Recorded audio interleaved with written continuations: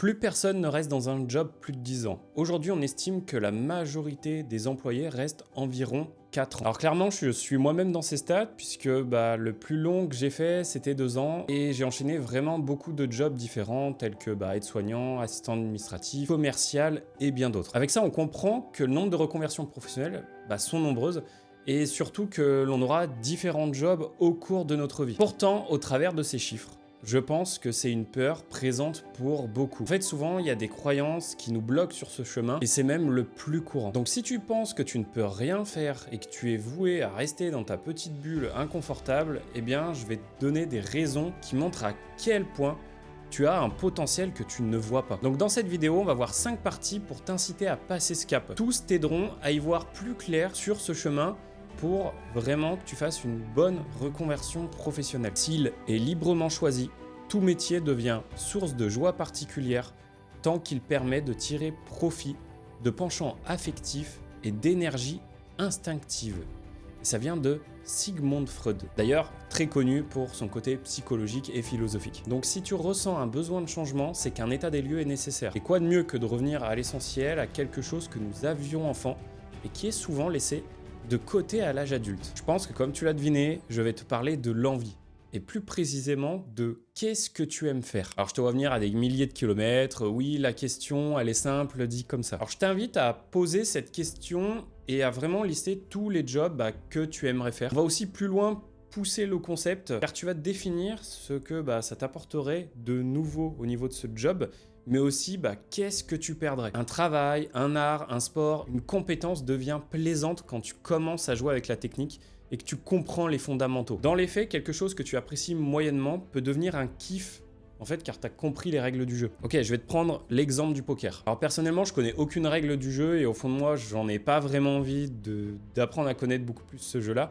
Pourtant, je suis sûr que si j'apprenais le fonctionnement, en fait, je commencerais à maîtriser et je passerais d'un stade qui est du coup au stade du plaisir. Alors tout ça pour te dire, liste vraiment tous les métiers, les plus loufoques, les moins assumés ou les moyens. Toi qui penses que tu ne sais pas comment faire pour changer de job, puisque tu ne connais pas les autres métiers, sache que tu peux faire celui que tu veux. En fait, il faut bien pouvoir te rendre compte que le métier que tu fais aujourd'hui, la nécessité que tu apprennes un fonctionnement, une méthodologie. Donc si tu l'as fait une fois, tu peux le refaire. C'est ce qu'on va appeler la compétence, c'est-à-dire qu'est-ce que tu sais faire. Alors je me souviens d'une femme qui m'avait expliqué en être à son 3e job en l'espace de 30 ans. Et en fait, elle avait pour habitude de changer tous les 10 ans. Et on parle de quelqu'un qui est passé quand même d'orthophoniste à avocate pour ensuite devenir diététicienne. Et en tant qu'humain, on a un souci. On oublie que nous sommes capables d'apprendre continuellement. En fait, tout ce que tu as appris jusqu'à maintenant, ça va te servir pour ton prochain emploi. Ce n'est pas parce que tu passes de responsable de rayon à informaticien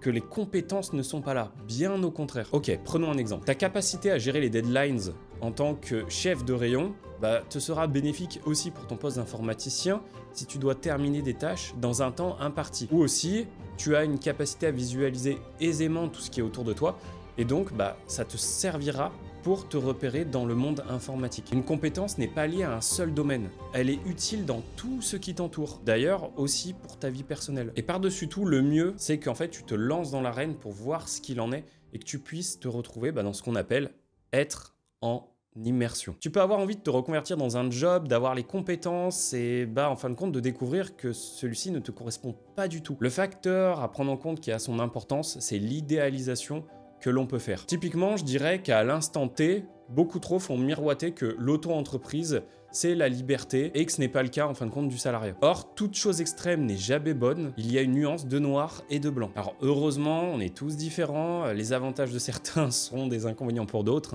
Typiquement, on peut prendre le télétravail, peut-être une distraction pour toi, alors qu'en fin de compte, pour ton collègue, pour lui, c'est un moment où il va être ultra focus dessus. Il est donc important d'apprendre à se connaître et ça passe par l'immersion au sein du métier qui t'intéresse. En fait, que tu sois en poste, à ton compte, au chômage, tu as plusieurs moyens pour obtenir des conventions de stage et du coup pour pouvoir te mettre en situation d'immersion. À partir de là, tu trouves une société où tu peux découvrir ce métier en question, même si c'est seulement quelques jours. Et bien entendu, si ton but c'est d'être à ton compte, il va falloir jauger si le côté entrepreneurial c'est vraiment ce qui te convient et donc de pouvoir te lancer là-dessus. Comme dit le proverbe, c'est en faisant que l'on apprend.